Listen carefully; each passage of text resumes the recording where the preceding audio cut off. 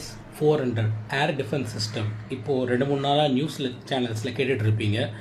பாகிஸ்தான் அனுப்புகிற எல்லா drones, missiles, ஏர் jet, ஏன் பிளாஸ்டிக் மிசைல்ஸ்னு சொல்லுவாங்க, பெரிய பெரிய லாங் ரேஞ்சிலேருந்து வர மிசைல்ஸை கூட இது கண்டுபிடிச்சி அடிச்சிடும்.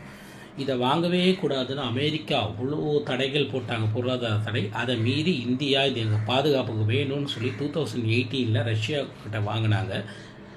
இதோட விலை பார்த்திங்கன்னா ரொம்ப காஸ்ட்லி, $5.8 பில்லியன். இதோட கடனை இந்தியா இன்னும் ரஷ்யா கொடுத்துட்டு இருக்கு. என்ன தான் காசு கொடுத்தாலும் ஒரு ஃப்ரெண்ட்ஷிப் இல்லாமல் இந்த மாதிரி ஒரு அட்வான்ஸ் வார்ஃபேர் சிஸ்டமும் ஒரு நாடு கொடுக்காது. அதை நம்ம ரஷ்யா நம்மளுக்கு கொடுத்துருக்குன்னா அது உண்மையிலேயே ஒரு ஃப்ரெண்ட்ஷிப் காரணமாக தான். இது என்ன ஒரு பெரிய காமெடினா, இதை சைனாவும் வாங்கியிருக்காங்க, செலக்டிவாக சில நாடு தான் வாங்கியிருக்காங்க, சவுத் கொரியா, அப்புறம் இப்போது பாகிஸ்தானுக்கு ஹெல்ப் பண்ணிகிட்டு இருக்காங்கல்ல ஒருத்தர், டர்க்கின்னு சொல்லிட்டு, அந்த நாடும் வச்சுருக்கு. இதோட அட்வான்ஸ் ஏர் டிஃபென்ஸ் சிஸ்டம் எந்த மாதிரினா, 600 கிலோமீட்டரில் வர எதிரிகளோட வர எந்த ஒரு ஆப்ஜெக்ட்ஸ், அதாவது drones, fighter jets, missiles, plastic மிசைல்ஸ்ன்னு சொல்லுவாங்க, பெரிய பெரிய மிசைல்ஸோட கண்டுபிடிச்சி இது வானத்திலே அழிச்சிடும்.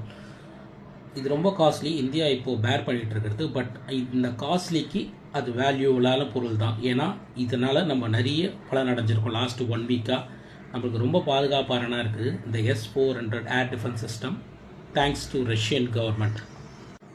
இது வாட்ஸ்அப்பில் வர ஒரு சாதாரண விஷயமாக நான் அதை சொல்லலை, அஃபீஷியலான இன்ஃபர்மேஷனை தான் நான் உங்க கூட ஷேர் பண்ணுறேன். இது எக்ஸாகரேட் பண்ணி மிகைப்படுத்தி சொல்கிற விஷயம் கிடையாது. வாட்ஸ்அப்பில் வர மாதிரி நம்மளுக்கு ரொம்ப தேவைப்பட்ட விஷயம்னு நான் அதை ஷேர் பண்ணுறேன். தேங்க்யூ.